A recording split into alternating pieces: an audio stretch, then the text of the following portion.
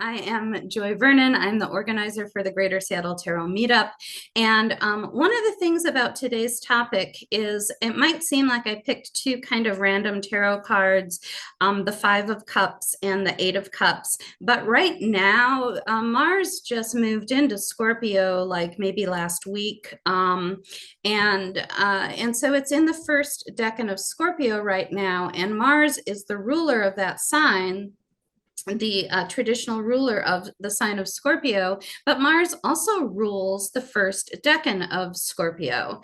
And so that decan is associated with the tarot card, the Five of Cups. It is really interesting, I think, when the planet is actually in the decan that it rules. And I find that personally that's a really nice time to connect with that energy in order to understand the card better. And I have started in 2012, I started a series of articles on the planets and the decans, and I was doing it, well, in 2012, I was doing it when the sun went through the decan.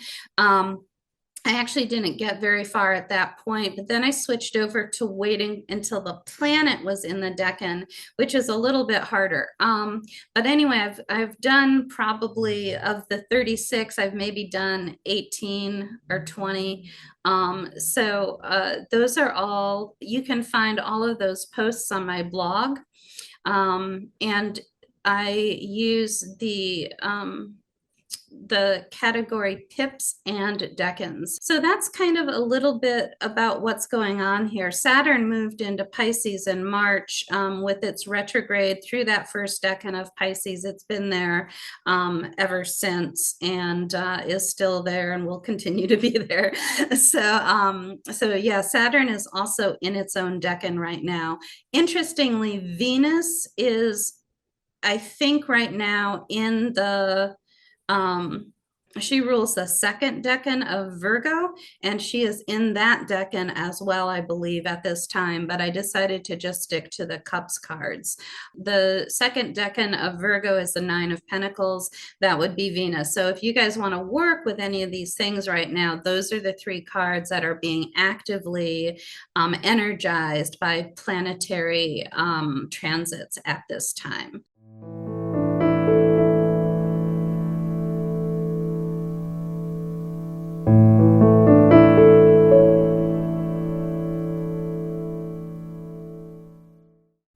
So that said, this is designed to be a lot more experiential, a lot more meditative, and a lot more about connecting with the correct energies so that we can understand the card better. And I'm going to lead you through it step by step. We're going to introduce the cards first, which I'm assuming most people are familiar with, but if not, I think tarot's a little bit easier to enter into. It's got a photo, it's got a picture, it's got an image that you can work with.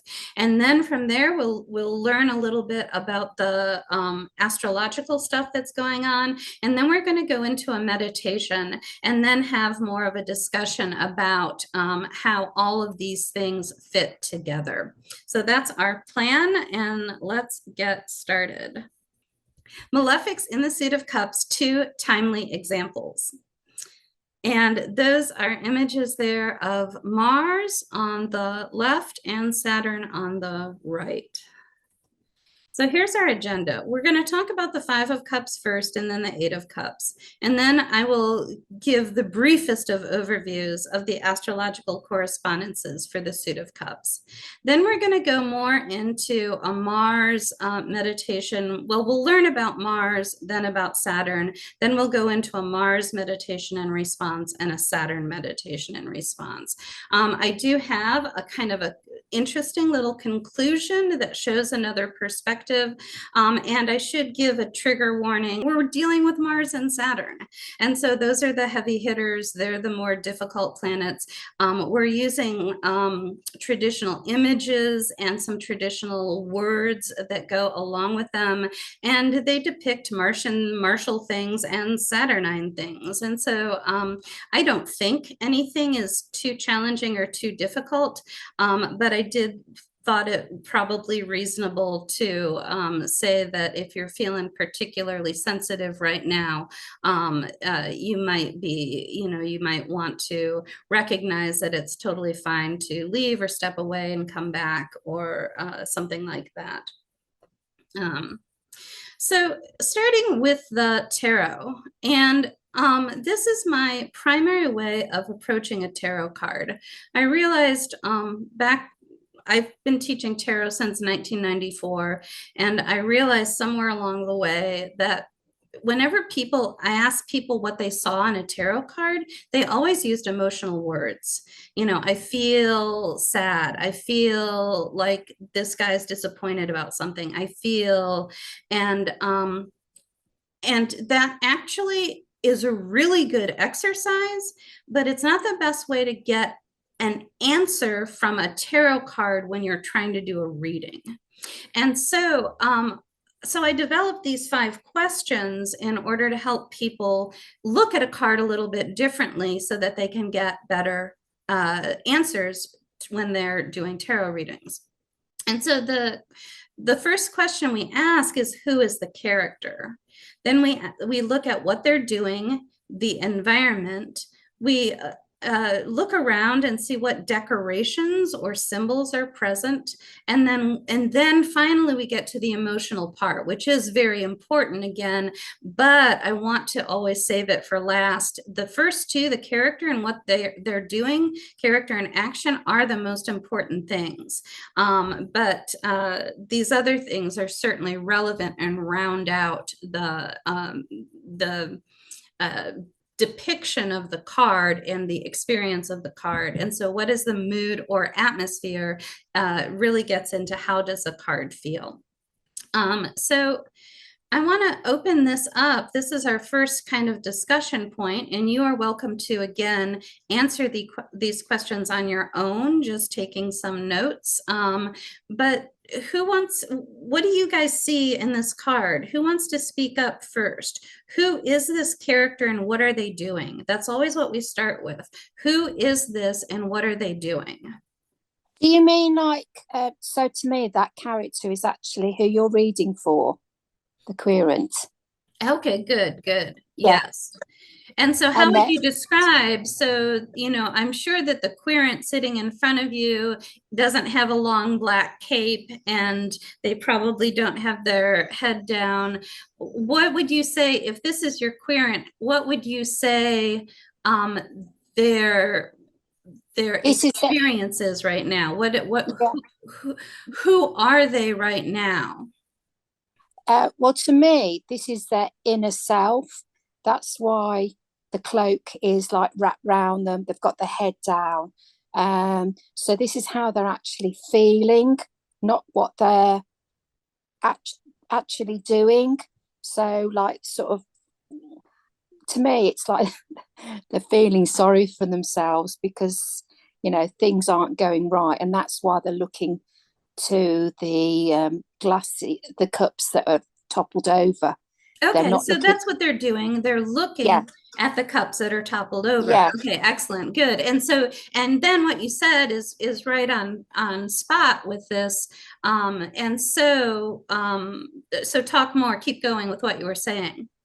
Oh, yeah. So it's looking more at the negative instead of the positive, which is behind them, which is the cups that are upright. So, Yeah, exactly. anybody else? Thank you. Nice handoff. Good job. Yeah, I would say he's looking at these cups. It's like the spilling of the water and the blood. It's like the Mhm. story of Christ. That's what I say. Oh, I love it. Very good. Thank you. I also see a bridge in the horizon and the river going under. Good. So, and there's also like a architectural structure on the other side of the river. Yes. And yeah, it feels like to me like although there are 2 other cups behind him, it's almost like those 2 choices aren't necessarily going to solve his issues. So maybe part of the thing that the spilt cup and the bridge is representing is to kind of like, it's like a transitional phase of maybe seeing other choices outside of the side of the bridge that he's on. Yeah, and that's the environment. Where are they? They're in an environment where with this bridge, with this architectural structure, with the river. Do you think this character might be going towards those things or coming away from those things? Do you have a sense of that? Or just passing by those things? I feel like he's stuck because he can't look past what it is that has happened. Yeah. So it's letting the past really weigh him down. Yes. Not being able to see other alternatives, not being able to see what's in front of him. It's only looking at what happened to him versus what can we learn? How can we transmute? How can we move forward? Good. Any other? I Did we keep- get yeah, go.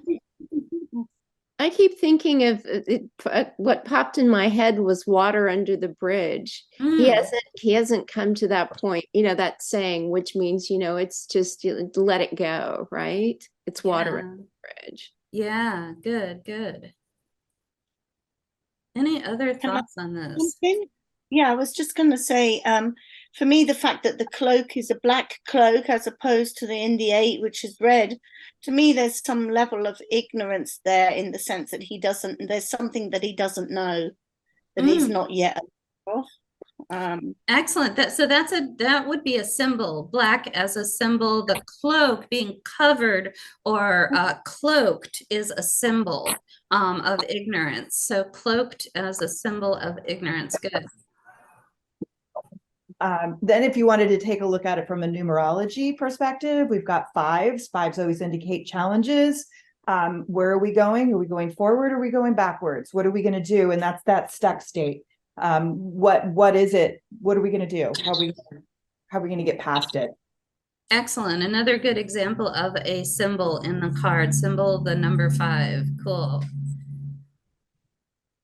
I think what somebody said earlier on, it's they're very stuck. To me, I always say with this card is their cup is always half empty. They just can't see it half full. It's always half empty, always half empty. Yeah. So like that lady just said before me, like with the number 5, they're just stuck because they're not moving forward and they're not moving backwards. Yeah, and that definitely, I think, captures without a doubt that mood, that emotional tone very, very well. Let's go ahead and go on to our next slide here. And so that your interpretation, and you can try to put those together and I think a lot of people have already been doing that, but once you have a character, what they're doing, so we've got a cloaked figure as a character, they're looking at these filled cups. The environment is that they're outside. There's a bridge and a river and a castle or a fort or something. The symbols are the blood and water, the number 5, the cloak as ignorance. We covered a number of symbols. And then, of course, the mood and atmosphere was being stuck, feeling disappointed or glass half empty and some things like that. So now we can put this all together into an interpretation. And so if you want to take a stab at tying that all together, you're welcome to. If you kind of feel like what we said was enough, I also hear you on that. But sometimes people get really good when they integrate everything, they get some really good answers. Yeah, one other thing you just mentioned, he's outside, and that really triggered a kind of some of the other things that we've brought up a little bit, one of them being the black cloak, right? Black darkness, looking inside at the drear. Look outside, he's looking outside of him, or look outside of yourself versus inside. Inside is where the disappointment is lying versus outside is like, oh wait, there's those other 2 cups behind me. Good. Nice trigger on that word for me. I like that. Good, I like it. I see it also as kind of grief, because yeah, Scorpion is with death, but it's like beginning and ends and moments in which you have a little bit, yeah, you know that there are 2 more cups standing, but 3 down. So it's like a moment in which you just make peace with this But cycle of death and life. Yeah, but it's Yeah. almost like, does he know? Because his back is turned to it. He can't see him. Ah, He looks now more at what he lost, exactly. I love but it. he's aware of the cycles anyway, I think. Yeah. Did he make a sacrifice that was unfruitful? Good. Good. Wow, that's disappointing. Also, are they a martyr and they just haven't got time to, turn around and pick up those 2 cups because they're too busy dealing with everybody else's problems? Wow. Yeah, we're seeing some really sophisticated interpretations. This is nice. Now we need clarifying cards. Oh man. Okay, we're going on. Okay, thank you guys. That was awesome. I liked that. Okay, so here is the 8 of Cups. And so again, we're going to ask our 5 questions. We're just going to start with the very basics. Who's the character and what are they doing? I know this is oddly the hardest part, and yet if you study my way, this will be the very first thing you learn to do when you're reading tarot. Well, it's a person walking away. You can't see their face, so they're turning the back onto those cups. I mean, those cups could represent, say, problems, a different problem for different cups, or a different person representing each cup. So they're walking away, and like you've got that water as well. So if they walk round the riverside, walking away to a better future. Also, with the moon, you've got your cycles as well. So are they walking away from problems that are continually going round in circles? Yeah, absolutely.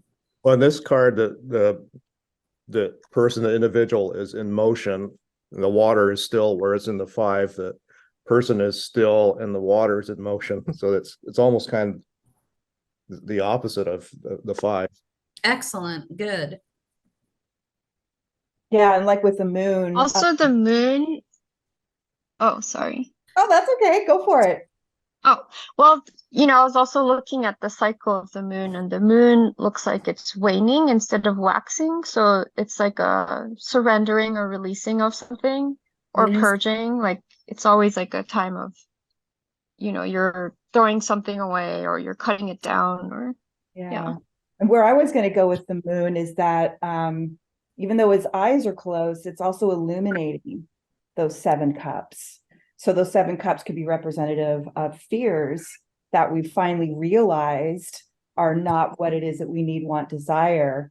And that's what in turn is providing us that structure or ability to move on. And then when I was doing some reading on other topics yesterday, when it was about the number 8, and that being a period of gestation. So it's kind of like a period in which, phone dinged, it must be right. No.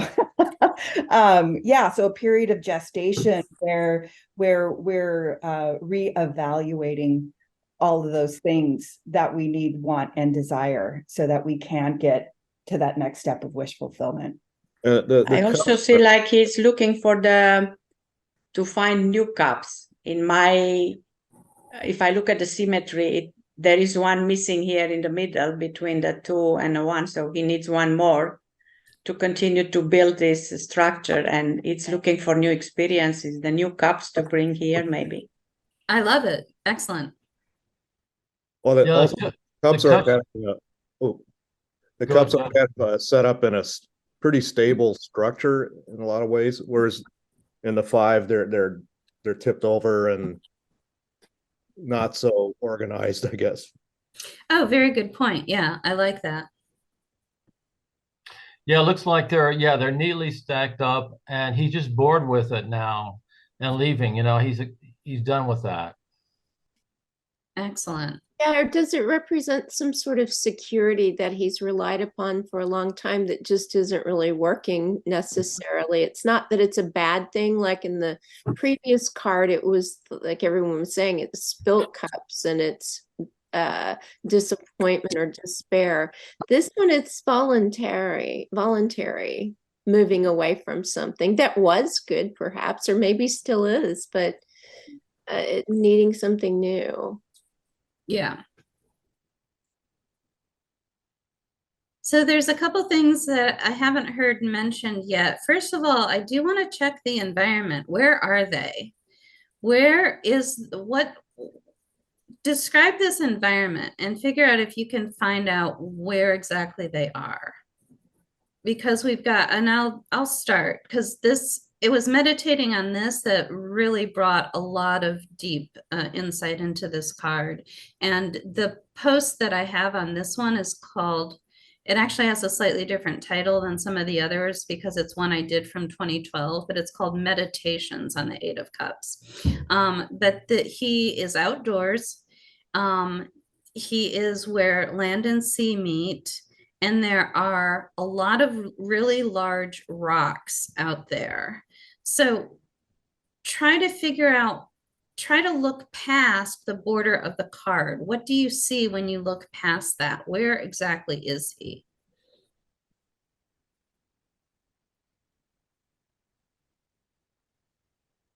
I have the feeling Is he it- is going to make a long trip. It's starting in a long trip to find new places because he leaves very early in the night. So Okay, good. Is it also low tide? So it's like allowing him to cross through the waters?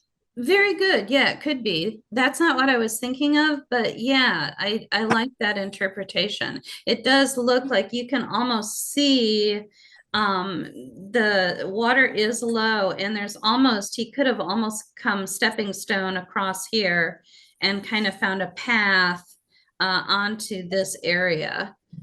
So Yeah, it's like his emotional, like if water's the emotions, it's like the water has receded, so he's less emotional and able to kind of have a more practical way of navigating too, maybe. lovely. Yes, yes. Or because of that low tide, right? It's kind of like maybe it's because we're talking about water and it's low, perhaps his emotions are running low, he's tired. Everything that he put into those 7 of cups are no longer, or the 7 previous cups are no longer working. I'm exhausted, I'm tired, I can't do this anymore. I need a different environment, I need different structure, I need something more fulfilling than this. It makes me wonder if maybe he's come from the scene of the moon card, and maybe nice. Well, maybe maybe he's turned around and thought, yeah, is it the crayfish or something that comes out of the water? Yeah. So maybe he's kind of turned. It could be, it's very low tide, as someone else said, but also, it gives you the feeling that he's really going on to higher ground so that maybe he can observe the scene from a different perspective. Good. I like that. Higher perspective. Yeah, because I mean, in theory, 9 is next. 9 is the Hermit, and then we get into the Moon card. So I really like that correlation you just made. The crab or whatever, the scarab coming out, depending on your deck. That's Is really he headed towards the ocean? Yeah, that's how I look at it. Why do you think? There's no landscape beyond that big rock. There's no mountains in the background. Right. Yeah, I was going to ask the 2 people from England, if you were at this environment in England, where would you be? It's the White Cliffs of Dover in Kent. That's what I was Yeah. So the water in front of that white part of the land would be the English Channel. So yeah. And I'm realizing too, if he's navigating by the moon, if you look at the horns of the moon and draw a line towards the ground, that's where the south is. So he must be heading westward. I didn't know that. That's cool. That is very good information. So Wait, he's can headed you say that westward. again? Can you say that? We're looking towards the south in this card, because if you're looking at the moon, well, obviously the ecliptic goes across the south of the sky, right? Right. And if you look at the two horns of the moon and draw a line down to the horizon, that's where south is. So if you're ever out at night and you can see the moon, that's how you can find the south. Oh, wow. So if that's the south, then he must be heading in a westward direction. Oh, good. I like that. Well, Well, somebody it did makes me say think that of Mont Saint Michel in France, where you have a castle in the middle of the waters like this, and you can walk only at a certain time, and then it's surrounded by water. Is a kind of natural protection. Good. Yes. Like That's funny. I was gonna say the same thing. I totally agree. Yeah. Yeah. Well, this kind of reminds me of a place called Boscastle in Cornwall, which is on the west coast of. Love Boscastle. Yeah. I was thinking a little bit more West Coast myself as well in terms of England's geography. And one of the points that I had made, and I don't want to, I like what everybody is saying, but it worked really well for me, is that just those rocks, I had researched rocks like that, and those are rocks that all the soft part of the rock has been washed away from eons of the tides, and just leaving, and that's why they're so unusually shaped, and they're so have so many kind of nooks and crannies and kind of deformities and everything. They're not just a smooth rock, is because it's like the softer part of the rock has been washed away and only the hardest part remains. And that is very typical of that coastline in certain parts of England and probably generally the UK. Any other thoughts on this one? Well, also the cups, the way they're stacked, there's like two stacks, one stack of 5 and one stack of 3. Yeah. Instead of, I mean, they could have been a stack of 6 and 2 cups, but so that, and I'm not sure what, the numerology, it seems like those are numbers of change versus stasis. Yes, yeah, good. But together they add up to 8, which is more of a number of stability and organization or order. I don't know. Yeah, good. What all that means, I'm not sure. Well, and that's our next step, is to go into the interpretation and talk about, and the other, I said there's 2 things we didn't talk about. One was the environment, which I think we heard a lot of good interpretations of that. The other thing we didn't talk about was the fact that he's wearing red, compared to our first guy. So that can be a symbol, and I don't necessarily, I did want to plant it, but if you want to go ahead into the interpretation part where we try to integrate the character, what they're doing, the environment, the symbols, such as the moon, such as the low tide, symbols such as the red cloak, and the feeling that we get, then this is a good time to see what happens when you integrate all that. Also, sorry. Carry on, Nick. Also, he's got a walking stick, which is giving him support. Yes, a walking stick. Good. Yeah, so he's got that sort of determination that I am going to move forward because I've got my stick and I'm going to get cracking and get going. I love it. Yeah, determination. Yeah, what I was going to say was about the red cloak, because I picked up on the black one. It's really like, I mean, red to me is like the passion, it's like he's moving forward. He's not just wandering about. He knows he's going. He made a decision. It's something. He's not just doing it aimlessly. He's made a decision, and so he's going forward with, you know, as Nick said, with determination, and also red shoes as well. I was going to say I agree, because he's got matching red boots. He's very trendy. It's almost like a reintegration of his desires, because now that I'm thinking of this with the red and the coloring, and then I think about like I'm going to say this so wrong, but like when we're looking at like the wheel and we have the colors of black, yellow, red, and white, and what it is that all of those kind of represent. Red obviously is coming from the south. It's our fire, it's our desire, and that's what it is that we're walking toward, right? With him wearing the red, and then with his Ace of Wands in his hand, it's kind of like going to that next step of wish fulfillment in that Nine of Cups. Okay, good. Well, I keep wanting to interpret it in relation to the 5 card. It's kind of like, you know, after looking on this person's past and the folly of the past or whatever, now this person's ready to move forward and has kind of done some growth and is ready for wherever that person's going. Yeah, I agree. Okay, let's go ahead. That was great. Let's keep going though. Make a comment. Yeah. Sorry, I mean, I'm sorry I didn't get the name of who just mentioned about the 5 and the 3, but I mean, we know what the 5 was. So if we think about what the 3 was, which is like 3 friends coming together, I mean, even taking away the aspect of like celebration and having a good time, maybe if he did have 3 friends when he was in the 5 rather, maybe, you know, after having finally talked to some friends, maybe they might give him some advice, and then he could like go, okay, fine, I really haven't seen the full picture, let me go away and think about it for a while. I mean, that just came to me. I don't know where from, but I mean, I teach that. I teach numerology that way. So good job.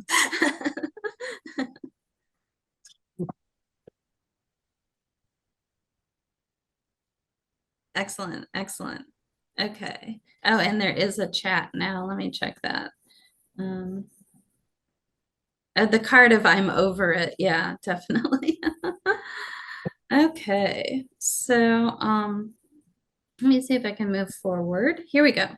So I wanted to, like I said, very, very briefly, this is not the main focus here, but I want to touch briefly on the astrological correspondences for the suit of cups. And so the ace is just the symbol for water. And it's the root of the power of water is what we call it. And then the 2, 3, and 4 of every suit are always the cardinal sign of their element. So the 2, 3, and 4 of cups are Cancer. And they're ruled, the 2 of cups is ruled by Venus, 3 by Mercury, and the 4 by the moon. The 5, 6, and 7 of every suit is always the fixed sign of that element. And so fixed water is Scorpio. And so the 5 of cups is Mars in Scorpio. The 6 of cups is Sun in Scorpio, and the 7 of cups is Venus in Scorpio. And then the 8, 9, and 10 of every suit are always the mutable sign of that element. And so mutable water is Pisces. The 8 of cups is Saturn in Pisces. 9 is Jupiter in Pisces, and the 10 of cups is Mars in Pisces. And again, I'm not going to go into any more detail than that. But if you check out my blog, you'll certainly find lots more info if this is particularly interesting to you. So now I want to go a little bit more into the astrology. And so Mars is known as the warrior, and his symbol is the sword. He represents energy, excitement, ambition, motivation, anger, and he represents what we fight for. And so if you have a favorite Mars keyword that you use, please go ahead and add it to the list right now. Anybody have any Mars words that they really like? I like that he was the lover of Venus. Yes, yes, yeah, good. Yeah. And it was an Marshall. affair they were having. She was married. Drive, the will, ambition, perhaps. Will, yeah, yeah, yeah, Like ambition. yeah. Initiation. Initiation? Is that what I heard? Yeah. Yeah, good, good. I like that. Vitality. Vitality, good. Yeah. Conquest. Conquest, excellent. And so I'm going to keep going, and we have kind of a lot to get through, so I want to give us plenty of time for some other discussion later. And so then we go into the Mars poem, and this is a German. I've discovered this many years ago, and luckily, happily came across it again today. And there's this German set of images for each of the planets and these accompanying poems. And so this was online somewhere. It's called the what I search for when I look for it is the children of the planets. And so that's what this is. So Mars, I am the third planet Mars, wrathful, raging through the stars. I'm full of hate and hot and dry. With my might, I magnify all who please me, and I will glorify those who war and kill. My house is the scorpion and the ram. If there is conflict, there I am. In the goat, I'm lifted high. In the crab, lose strength and die. The 12 signs I travel through, not in 1 year, but 2. And Mars's children. All my true-born children fight, murder, strive, and slay with might. Angry, haughty, warlike, proud. Liars, thieves, their boasts are loud. Burning, cheating, robbing, hot. Their quarrels may be just or not. Small teeth, small beards, tall and thin. Noses sharp and hard, rough skin. Butchers of men, killers of swine, smiths and marshals, children mine. Captains, gunners, doctors good, all those who deal in fire and blood. So this idea of Mars's children, or any planet's children, is the type of people, the categories of people, or the professions that are governed or under the rulership of that planet. And so this is saying that Mars's children are captains, gunners, doctors, smiths, marshals, butchers, people that have small teeth, small beards, tall and thin, sharp nose, rough skin, and et cetera, and all those other characteristics listed. So those are people that are martial in nature.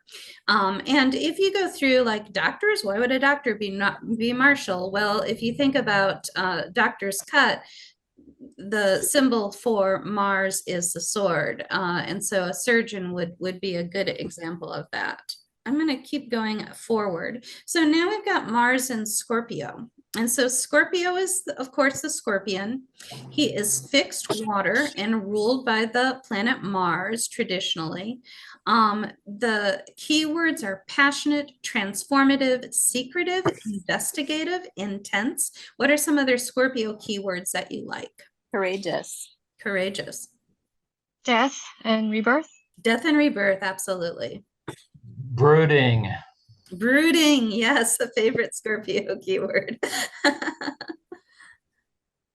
The desert preacher. The desert preacher, nice, nice.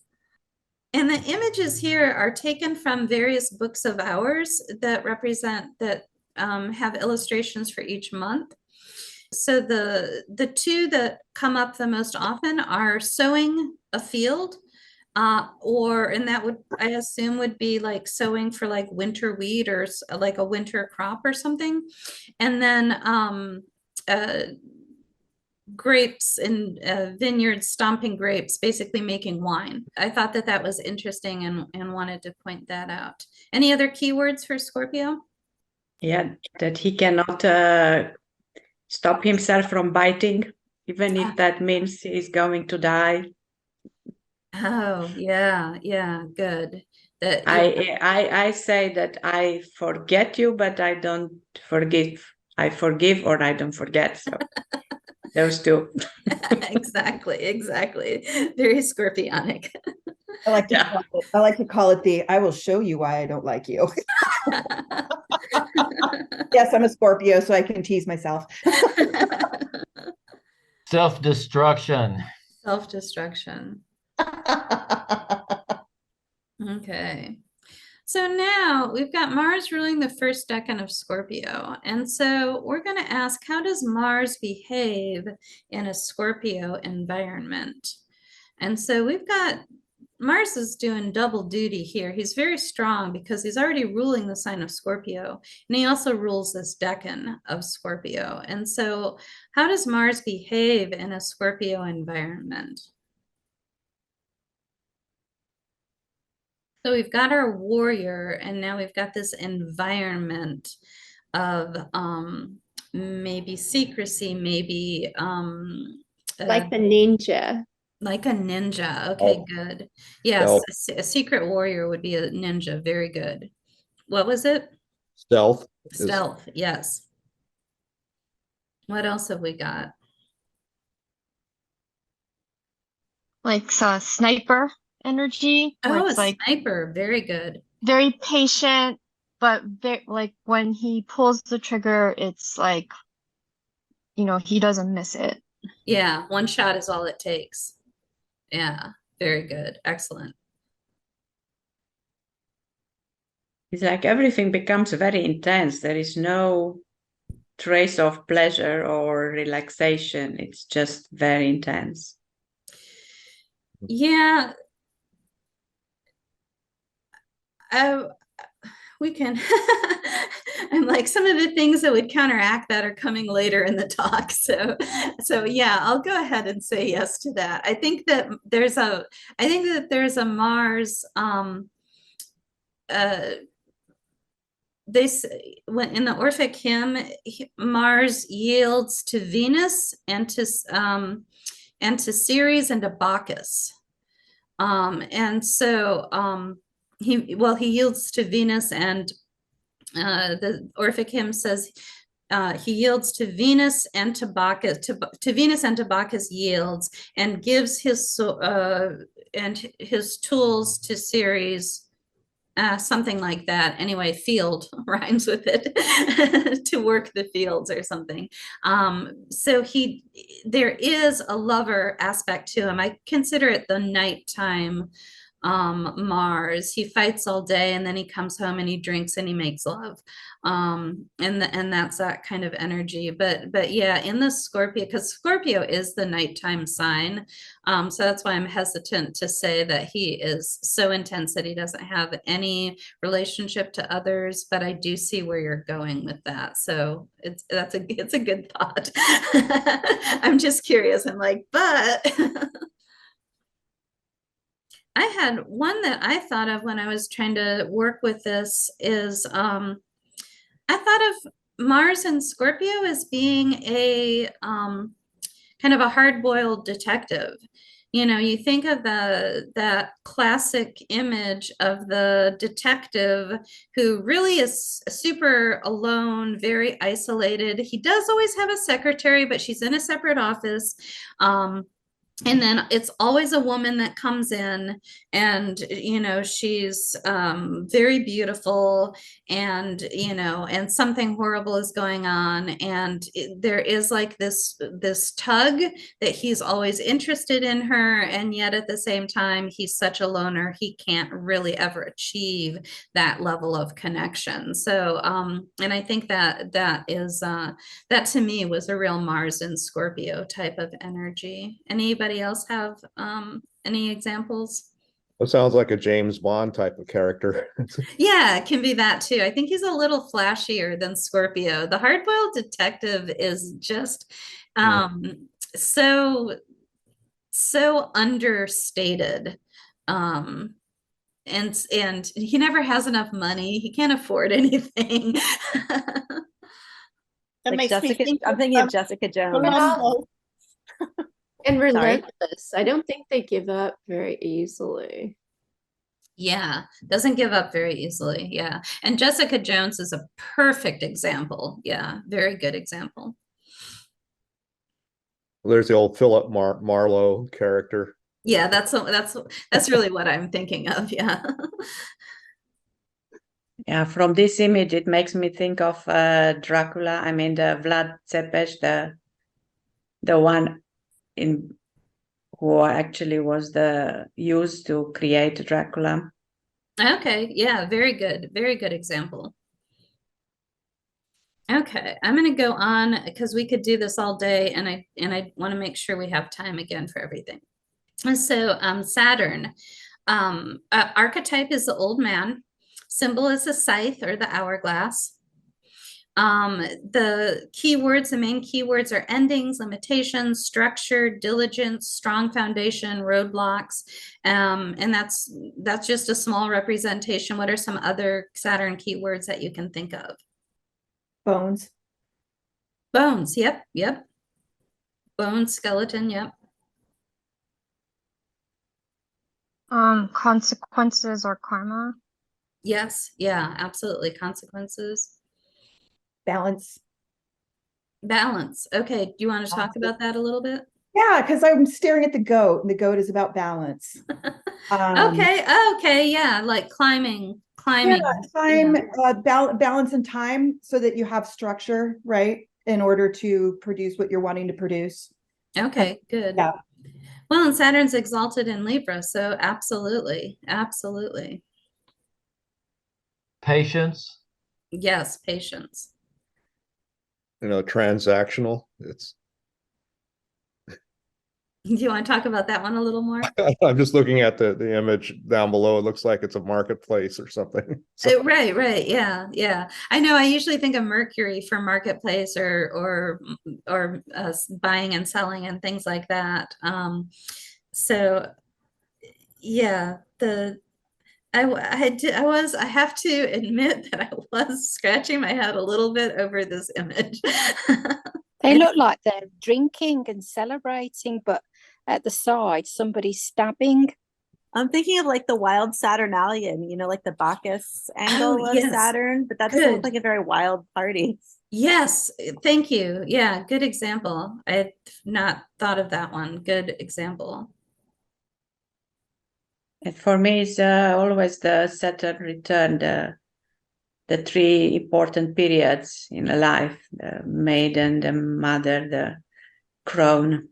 Yeah. For women, I don't know how you call it for men. Yeah, that Saturn return and those important cycles. Yeah, definitely, for sure. Okay, good. So here's our Saturn poem. Saturn is my name. I'm first of planets high above the earth.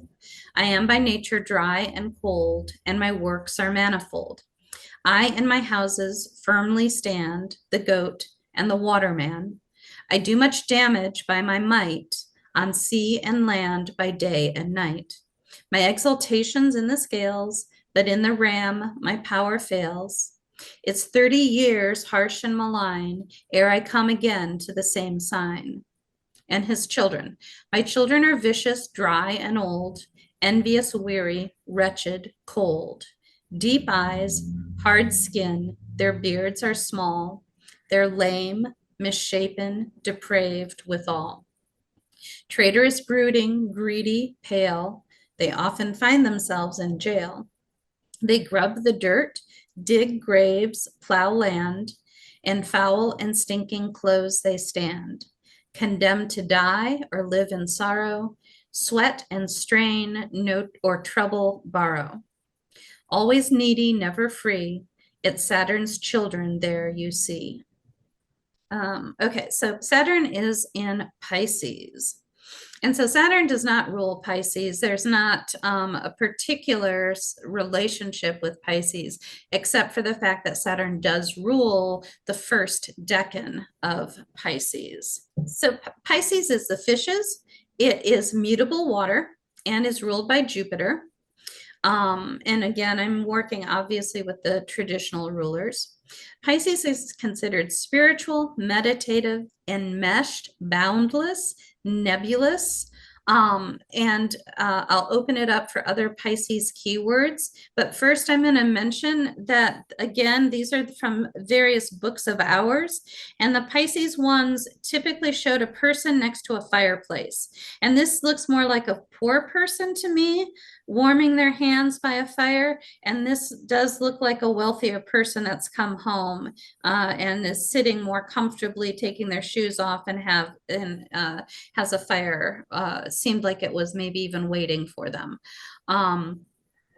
I don't know, maybe he had to build it before he could even, and he's like, I'm not even going to take my shoes or my coat off or anything until I built the fire. The other thing that I was seeing a lot of for Pisces was chopping wood and pruning trees. So those are some symbols. But what other Pisces keywords do you like to work with? I see them as the dreamers of our reality. Yeah, dreamers, absolutely. That's a really good one. Collective unconscious. Good. Collective unconscious, yeah. Idealistic. Idealistic. Knowing the self. Yeah, that's an interesting one. I often think of Pisces as more knowing God and Aries as knowing self. But I do see where you're going, that because there's such deep introspection or deep connection with Pisces, that there, by definition, you'd have to know yourself much more deeply, right? Right. It's that knowing thyself in order to start that new journey, to go into that next phase of Aries, right? Yeah. That first house. Yeah, I just kind of got this not realization, but was doing some reading with Thoth or Toth, however you pronounce it. And I just got mind blown when they put the Queen of Wands as Pisces, and kind of, so that's where this was going, and the knowing thyself in order to move into that next journey of Aries. And it's opened my mind up with tarot cards and astrology a heck of a lot more. It was very interesting. Yeah. The queens are the last decan of the previous mutable sign and the first two decans of the cardinal sign. Yeah. That's where the connection then came for me, was because what you just pointed out there. Yeah, that last decan. Interesting. Nice. Good. Okay. Anything else for Pisces? Empathic.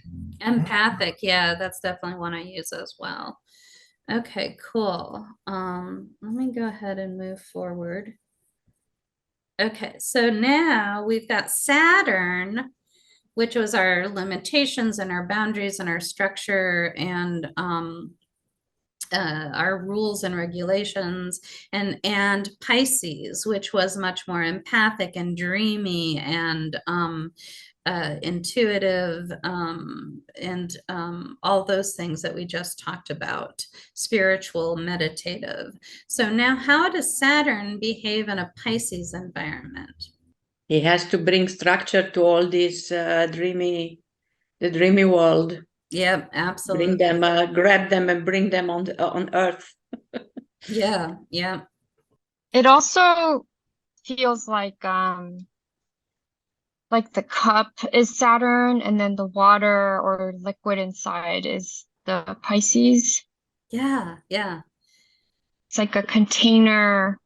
It acts as a container for all these dreams and collective energy and the dream world.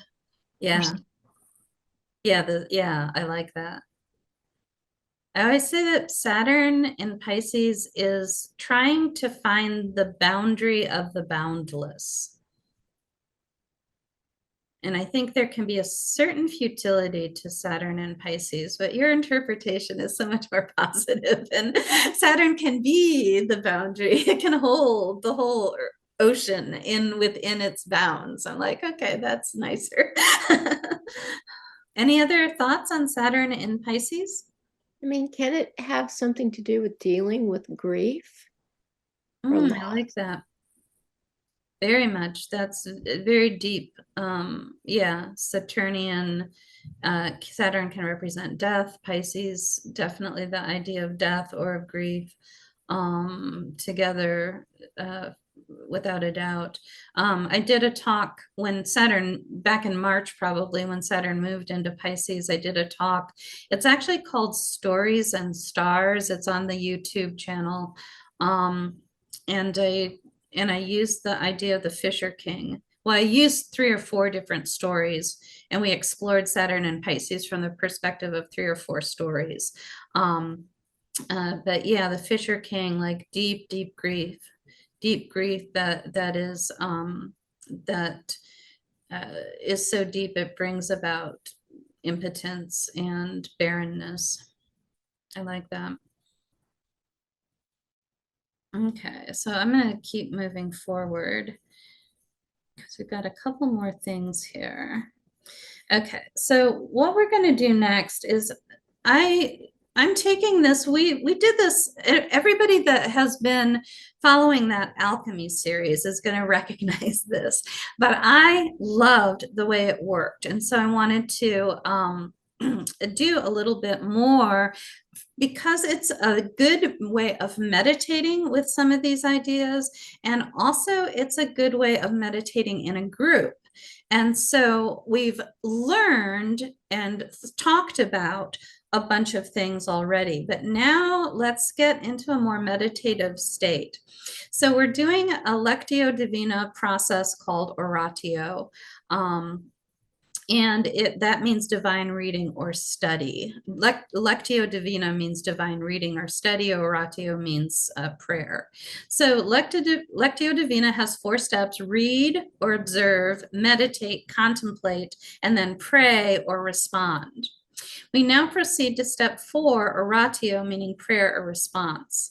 This is a non-analytical response, sharing only feelings or reactions without censoring or seeking to understand. So we're going to start with silent observation, and there's actually going to be several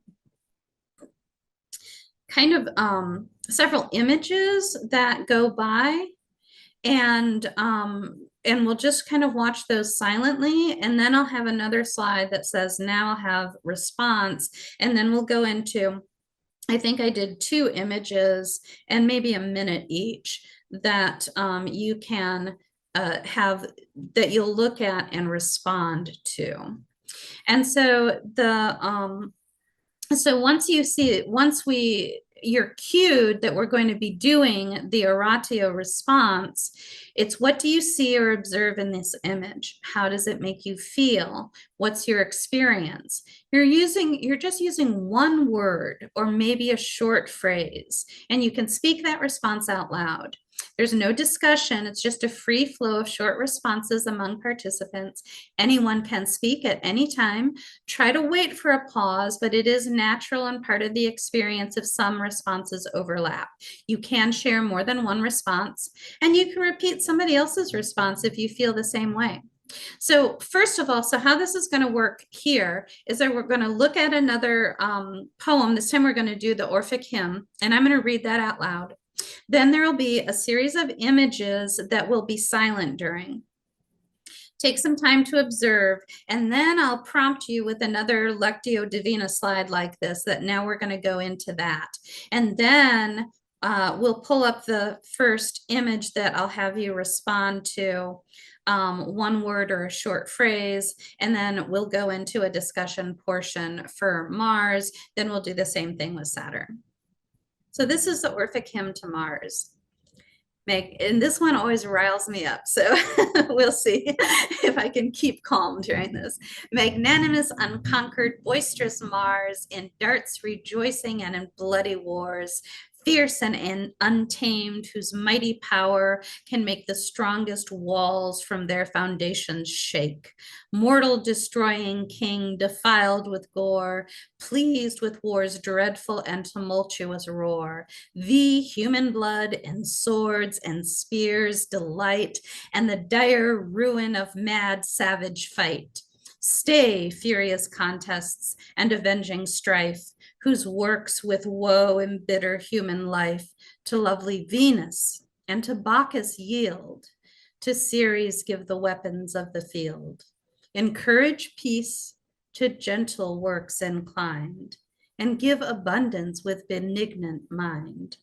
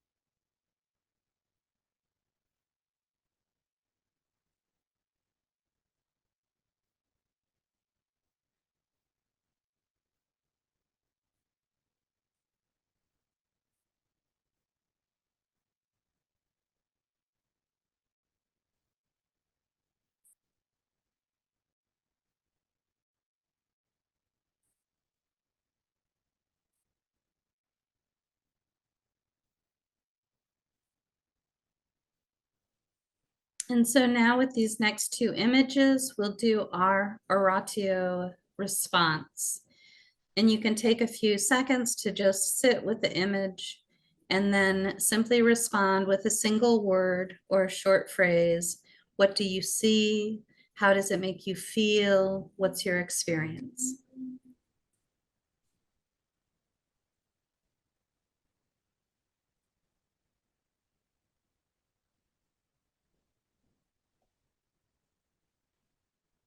Chaos. Chaos, busy. Terror. Triumphant. Overcoming strife. No escape.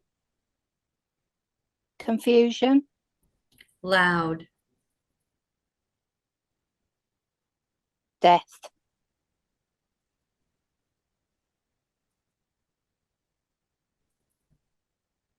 Harmony.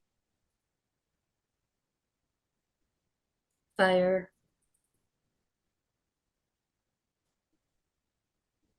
Defeat. Crusade. Conquer. Moving forward.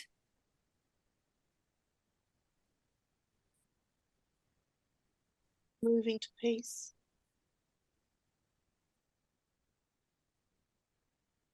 Royal.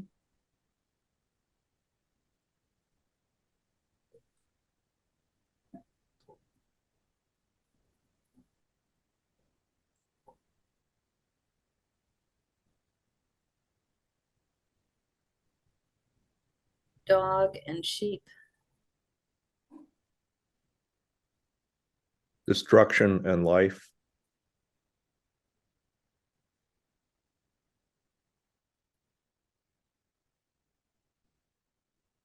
So now here's our discussion question. What if Mars were the character in the Five of Cups and Scorpio were the environment? How can you add Mars as that character and see that environment of Scorpio in this card? Rebirth, like going for that target, the new trajectory. Yeah, there's a stronger sense of trajectory. Yeah, I like that. Okay. For me, it's a kind of acceptance that somebody has to be the warrior and it has to be him. So yeah, that's a grief more than a acceptance. Maybe developing a new strategy after defeat. Strategy, yeah, good Scorpio keyword, good Mars keyword. Strategy after defeat, I like that. Yeah, he becomes much more calculating, doesn't he? Sorry, what was that? I was thinking it looks like aftermath, like the grief after the PTSD from battle. Yeah. Regret and sacrifice. Yeah, regret and sacrifice, good.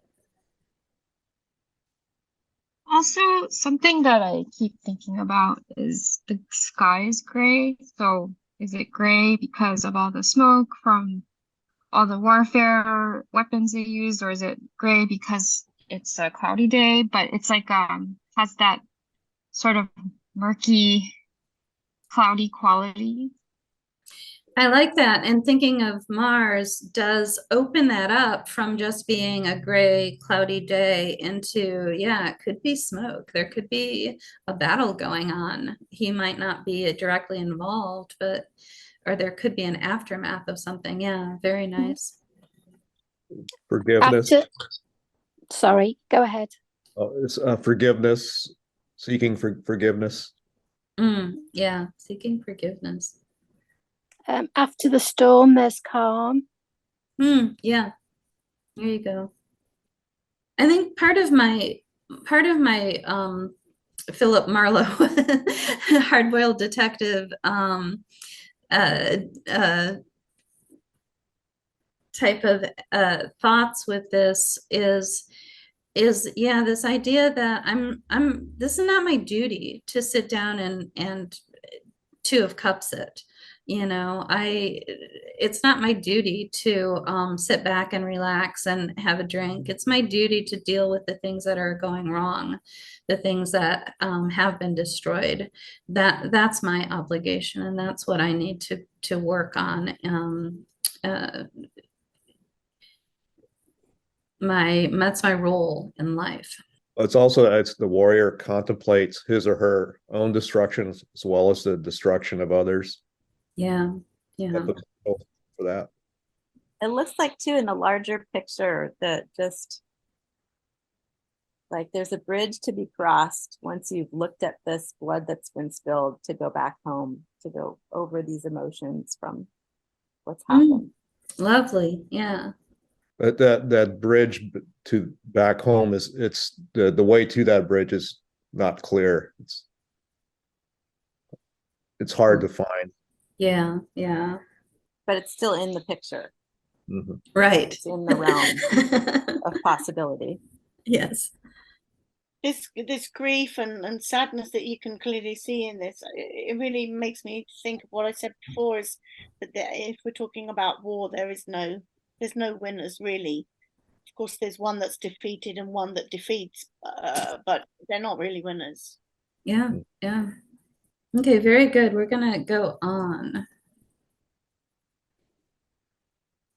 And Saturn is next.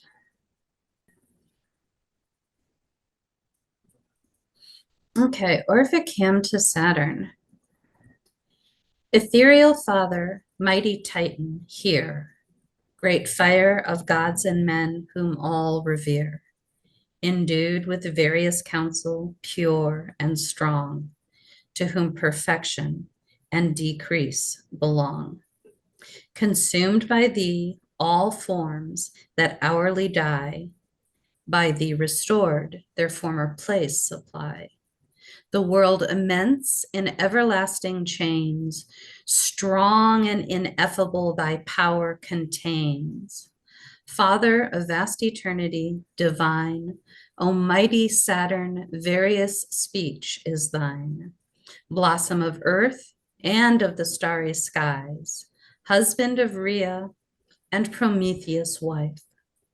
Obstetric nature, venerable root, from which the various forms of being shoot. No parts peculiar can thy power enclose, diffused through all, from which the world arose. O best of beings of a subtle mind, propitious here to holy prayers inclined. The sacred rites benevolent attend, and grant a blameless life, a blessed end.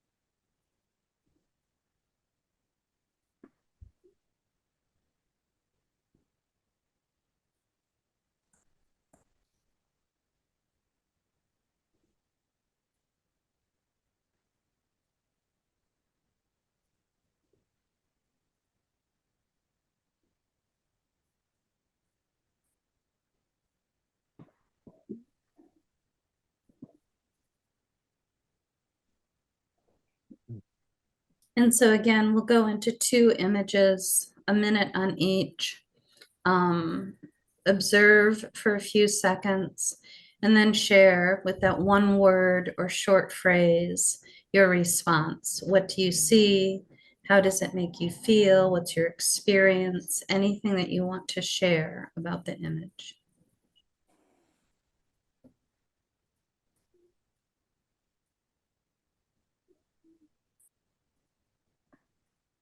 Oil. Work of life. The river flowing. Hard work, conscientious. Containers. There's so many containers here. A broom in the river. Grounded and down to earth. Working together.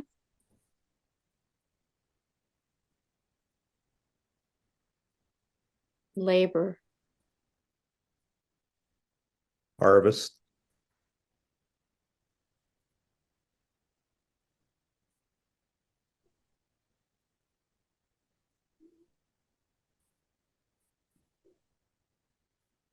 Weaving basket. Prison.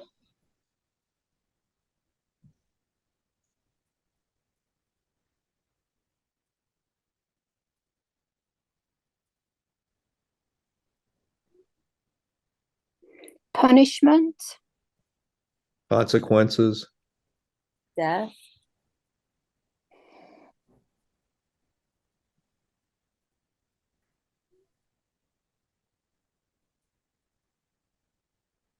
Gain and loss.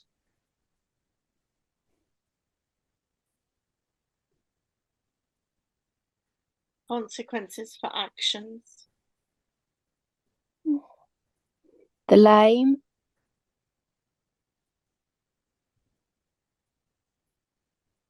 Judgment.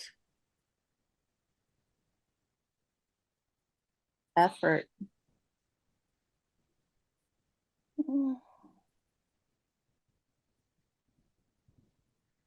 With the Grind. Reap what you sow.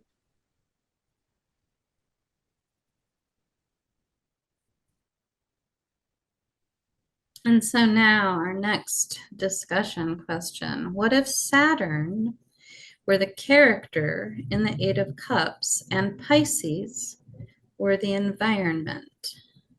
Seeker. Flexibility. Bringing structure in the dreamy world. Yeah, yeah. Feet. Going to a better place. Implementing the vision. Implementing the vision. I think of Saturnian isolation and Pisces meditation, some kind of retreat, isolating in order to commune with something greater. Pisces can also be the night, the dreams, and he is even working during the night hours, let's say. Yeah. Solo journey. Solo journey, good. There's something interesting about the traditional Book of Hours image of someone being warmed by the fire, which Saturn is cold and hard, cold and dry, hard skin. The idea of being lost but trying to find home or trying to find small comforts. Thinking of Pisces ruling the feet too, and like having been outside and getting damp. Pisces is watery, damp feet. Oh God, what is the cure for damp feet? A warm fire indoors. Yeah. And if this guy's been wading across low tide waters, he might be really miserable.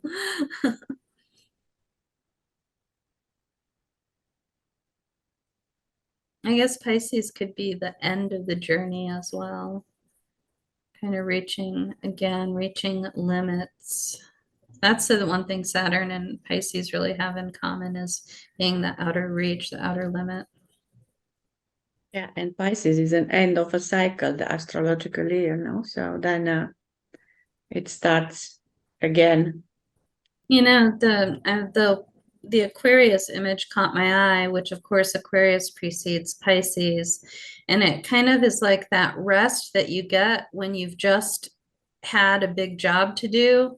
You know, is my job to rule Aquarius, and I have completed it, and now I just want to go off and be alone and recuperate after all the hard work I had to put in doing that job.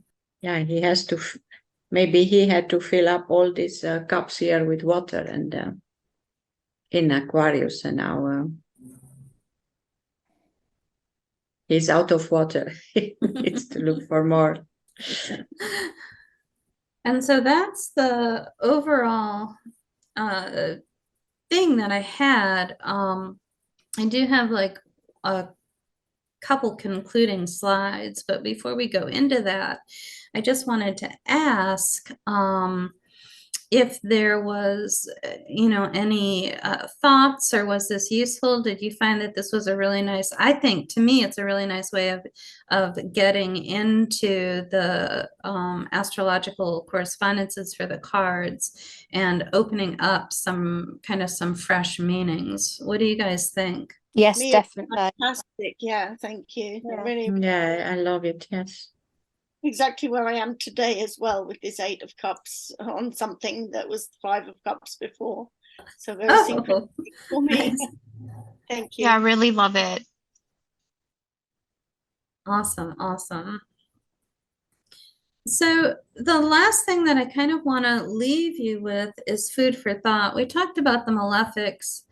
I guess I didn't go very much into, oh, by the way, malefic means something, literally it means to make bad or to worsen. It can describe, we did talk about, obviously, that Mars and Saturn are the most difficult of the planets. And I think we really got a well-rounded look at them.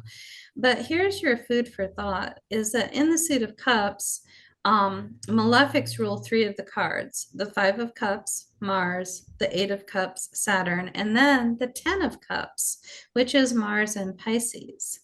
Very interestingly, 2 of the energies that we already looked at. So now we have the 10 of Cups. We've got Mars there, but this time Mars is in Pisces. And so what do you get when Mars is your character in the 10 of Cups and Pisces is the environment? Could we say maybe calming of that warrior spirit? Calming the warrior spirit. I love that. Yeah. Yeah, it's like he's now with Venus there, enjoying some. Maybe that's why he's such a warrior, because he cannot have Venus, and now he finally has a kind of family life there, so he becomes happy. Yes, yeah. He finally picked the right cup in the 7 of Cups.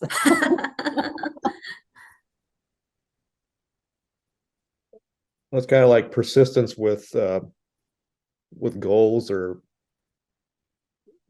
vision for the future. Yeah, like the action of Mars with the boundlessness, of like your actions reflected in the future, on and on through the generations. Yeah. And even Mars can be very fiery, hot and dry, kind of intensely hot and dry. And Pisces as water, I mean, that fire, light, and water make that rainbow. So there's even a way of those two working together that way. I also feel like Pisces diffuses things, so it's almost like, like those water sprayers. Instead of it targeting one area with water, it just kind of sprays everywhere. Yeah. And it kind of creates that rainbow prism. Yeah. but it also touches everyone, but it's like it touches everyone softly. Like it's not like a big blow. Yeah. Yeah. Nice. Nice. I think I will say what I would like now, that if the war stops, then people finally can have can dream of happiness. Yeah.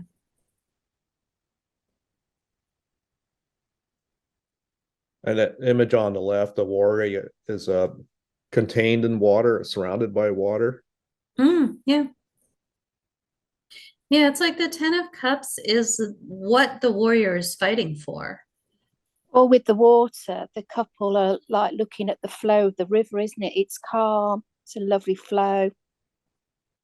And one thing we didn't get into that I at one point thought I might include and didn't go back and add it, but just now I'm remembering, is that I do think it's useful to think of the months that are associated with the signs. And of course, Scorpio is we're coming up on it, you know, that's roughly the last 10 days of October, first 20 days or so of November. And so Scorpio has that definite fall quality to it. Pisces is going to be that last third of February, going into the first 2/3 of March. And so, and that's that transition out of winter and into spring. And Mars rules 2 decans in a row. It's the only planet that does. It rules the 10 of Cups, last decan of Pisces, and then the 2 of Wands, which is the first decan of Aries. Of course, Aries then is that last 10 days of March going into the first 20 days or so of April. And so it really rules Mars. They say that you need a double dose of heat to melt away winter and to help germinate seeds. And I think kind of thinking of this, the Scorpio energy had been hunkering down for the long cold winter, but this Pisces energy is knowing that you made it through, and there's a release of the stress and not quite yet time for planting, and a little bit of a, we made it, there's a success, there's a, our belts might be tighter through the winter, but we survived and spring is coming type of energy. I just add a photo that I got today, because today is also the first day of a new cycle in the Mayan calendar. And there was also a big happening today, according to some prophecies, 1,000 goddess praying together, and that peace will come. And if I look at the card of 8 of Cups, now I had a photo from England, by the way, who really looks like the same landscape, but the sun and the moon are, the sun. It's I don't know why. I feel like it's like what you said now, that the difficult times are finished and something good is coming. Yeah. Excellent. And so thank you for attending Malefics and the Suit of Cups. Of course, you can always find out more information at my website, joyvernon.com. And my blog you can get to from the website directly, of course, or just type in completelyjoyous.com to go straight to the blog. You can follow all our great events at the Greater Seattle Tarot Meetup, and I do think I have a couple of, maybe at least one other up right now. There's my YouTube channel, Joy Vernon Astrology, Tarot, Reiki, and sometimes people ask if they can send a donation my way, and those can be sent via PayPal to joy@joyvernon.com, or on my blog, not on my blog, on my website under contact, maybe. There's like a drop down under contact. I think one of the drop downs is donations.